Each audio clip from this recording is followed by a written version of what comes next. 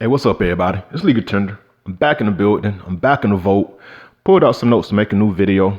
As always, I want to thank everybody for supporting the channel. Thank you for the love. Thank you for the support. Thank you for the comments. Thank you, thank you, thank you. I really do appreciate it. If you're a fan of Newsmatics, if you're a fan of paper currency, if you're just getting into the hobby of Newsmatics, stay rocking with me. Stay rocking with the channel. Every Tuesday is Legal Tender Tuesday, and I'll be making a new episode every week speaking about something new, different, or interesting within the realm of Newsmatics. If you have any questions, comments, or input, put it down in the comments section. I read everything and I respond back as soon as possible. Throughout the video, if I say something that isn't 100% accurate or it's a little different from what you know, let me know via the comments. I'll go back, do my research, hit the books, and make sure I have the right information moving forward. All right, so seems like I've been away for a while, so let's get into it. All right, so the notes that I pulled out today is the $1 bill, the $1 note, and that's what I'll be speaking about. So let's go. All right, so the $1 bill is the lowest printed denomination in U.S. currency, and it currently features a portrait of George Washington, the first president of the United States and the very first commander-in-chief. And I said it currently has a portrait of George Washington because that wasn't always the case. And I'll speak about that in a minute. Now, on the reverse of the note, you have an image of the Great Seal of the United States. And like I said on previous episodes, both of these images make up the Great Seal. And I'll break those down in a minute. And I have a previous episode where I speak in depth about all the images and the symbolism of them on a previous episode. So check that out. All right. So like I said, with these images of the Great Seal being on the reverse of the $1 bill, the $1 bill originally dates back to the year 1862. And like I said, the image on it was Simon P. Chase. Simon P. Chase was the very first Secretary of Treasury, and he was on the very first $1 bill. And this is an image of it right here. George Washington, his image didn't appear on the $1 bill until 1869.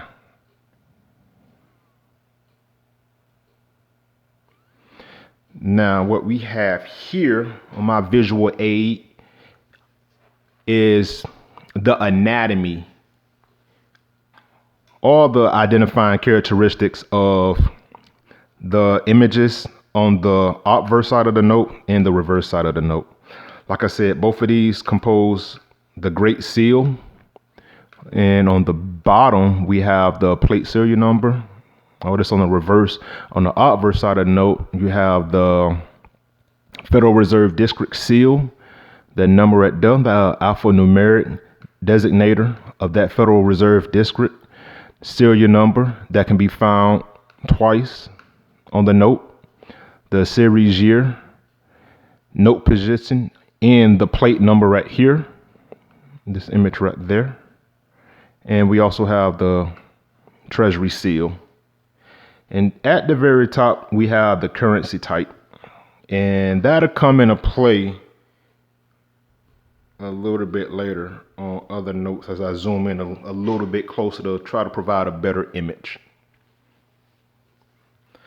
So, like I said, on previous episodes, I broke all this down in great detail and length as best as possible.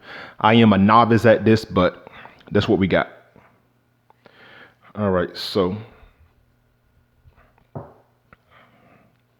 like I said, this is the obverse of the correction. This is the reverse and one half of the Great Seal. Like I said, we have the eagle, our country's symbol, the American bald eagle, and his beak. You have some Latin, e pluribus unum, translated means out of many, one. Well, no, let's start at the top. All right, so at the very top, you have a cluster of stars, 13 individual stars that make one 6-pointed star at the top. the Latin phrase in our national symbol's beak, e pluribus unum, spreaded wings. On its chest, a Hedoric shield, a Hedoric shield, with blue for virtue, red for valor, white purity, and you have red and white, 13 red and white stripes that represent the original 13 colonies. And this talon right here, an olive branch, 13 leaves that symbolize peace. And this talon, you have 13 arrows that represent war if it comes down to it. And yeah, all the wording right here, like, it is very symbolic. Everything on here means something. Now on the other half of the note, you have the Great Pyramid, the eye of providence up top, more Latin. Gotta have the Latin in there. Got Latin right here, unit cotiptis. I know I'm saying that wrong. Unit coptis. Let's go with that one. And this right here, it translates into he favors our undertaking. A unfinished pyramid, because during the creation of this image, our nation wasn't completely whole as of yet. It is 13 steps. Latin at the bottom, Novus Ordo Seclorum, which translates into new order of ages on a barren wasteland, because our nation was still not fully developed yet. So that's that. And then we have some Roman numerals at the bottom, and they translate into 1776, the year of America's birth. And so there we go. Now, because the $1 note is infrequently counterfeited, the government has no plans to redesign this note. In addition, there is a there's a recurring provision in the Annual Financial Services and General Government Appropriations Act that prohibits the redesign of the $1 bill. So pretty much with that being said, the $1 bill is not counterfeited enough to warrant a redesign or additional security features to be placed into the note. And I think it's just off legacy as well. So the $1 bill will not be getting a redesign in the near future. So the notes that I pulled out. Oh, also, the first issue of the $1 Federal Reserve note started with series year 1963. And the $1 note has been printed in the following currency types. So this is what we got. A United States note, red seal, legal tender, silver certificate, emergency currency. We got the Hawaii note and the North Africa note. As you see, the different color treasury seal for that one and this one. Maroon. Some may say brown, but maroon. And we have yellow. Maroon for the Hawaii note.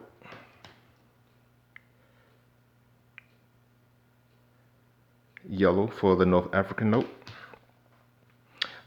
We have some experimental notes. We got the R and S note. We have a Federal Reserve note up top, but this note is a what note?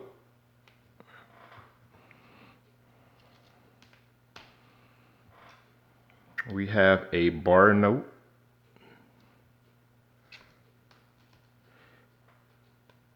And a star note.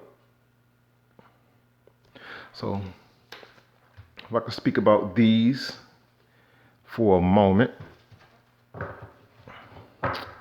All right, so Starting off with this one right here.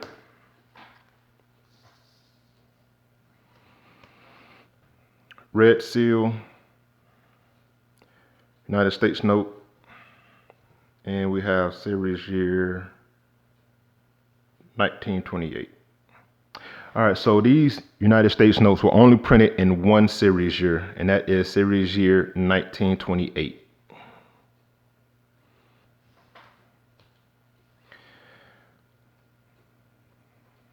Blue seal, currency type up top. Silver certificates. These silver certificates were printed in the following series year.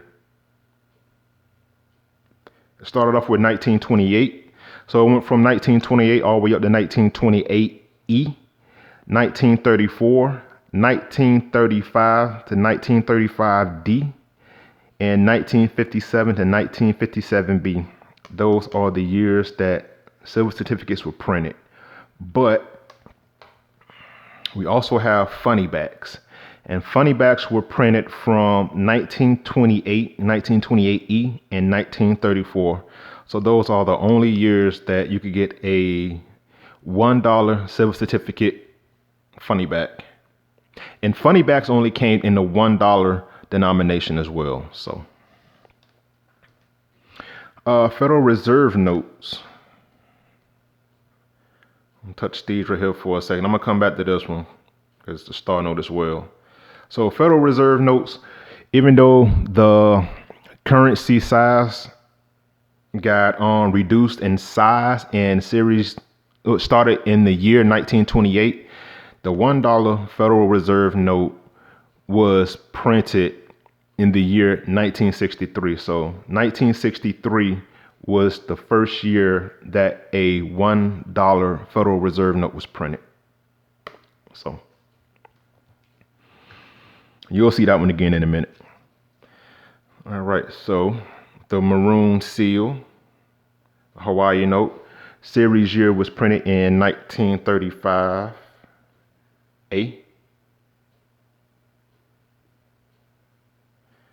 Series year, maroon color treasury seal, maroon color serial numbers, 1935A. For a North African note, same series year, 1935A, yellow treasury seal, blue serial number, silver certificate. Like the Hawaii too. Silver certificate up top. Both 1935 A's. Now for my emergency currency, for my experiment currency, they both have a series year of 1935, 1935A. And this is the only year that these notes were printed. 1935A, 1935A, blue treasury seal, silver certificate. Silver certificate for both notes. And I got an episode speaking about these notes as well. So if you want to know a little bit more about the experimental notes, go hit up my previous episodes. All right, now Federal Reserve note. Like I said, you can always tell the currency type up top. And we got the green treasury seal, green serial numbers. This here is a web note. And a web note is different from a regular Federal Reserve note because web notes are printed on a continuous roll of paper. Think of a newspaper press. I got an episode speaking about the overall production of web notes as well, so check that one out too. So like I said, web notes are made on a continuous spool of paper, not individually printed with plates. And there's a couple ways to identify web notes. The three, I think, easiest ways is by the series year. Because web notes were only printed in the following series years: 1988A, 1993, and 1995. So by the series year, that's one way to identify a web note. Another way is these notes were printed web notes were printed in Washington, D.C. There's only 2 locations that currency is printed: in Fort Worth and in Washington, D.C. If it's printed in Fort Worth, you will see a small FW right there. But if there's nothing right there, that means that the note it was printed in Washington, D.C. from that printing, from that Bureau of Engraving and Printing location. So it'll just be a number and no small letter right there. And also another way, the plate number,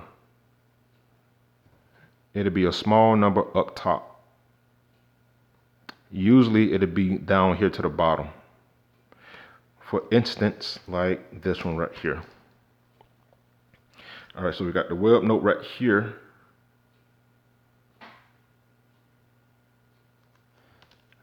Not a web note. No number up there. The plate position number's down there. So those are 3 ways to identify if you got a web note. You got a small number up top.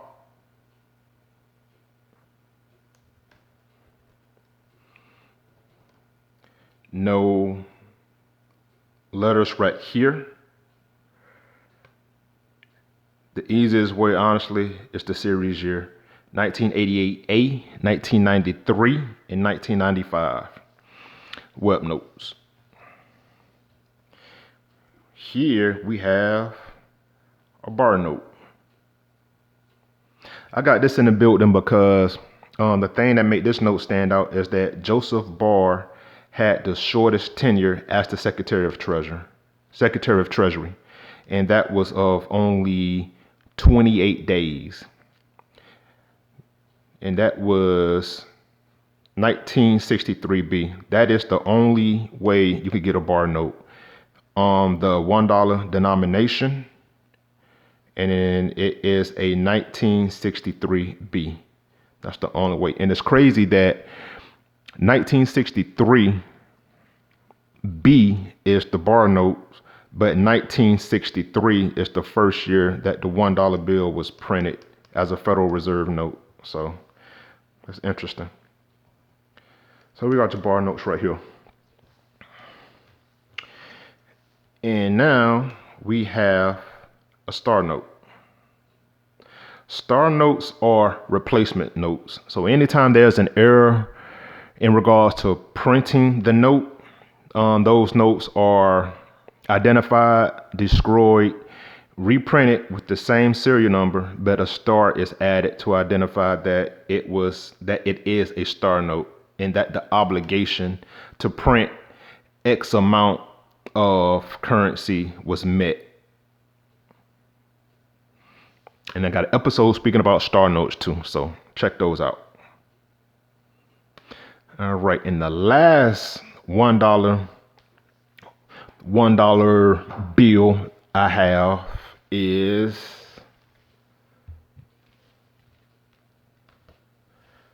uncut sheets. So I like getting sheets of 4.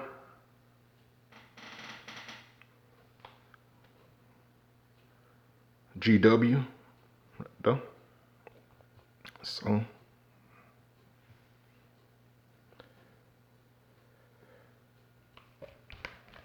So those are my $1 bills. You can have a great collection just with $1 bills. You go off serial numbers, Federal Reserve districts, different currency types. So you could build a pretty nice collection with just $1 bills. Just putting that out though.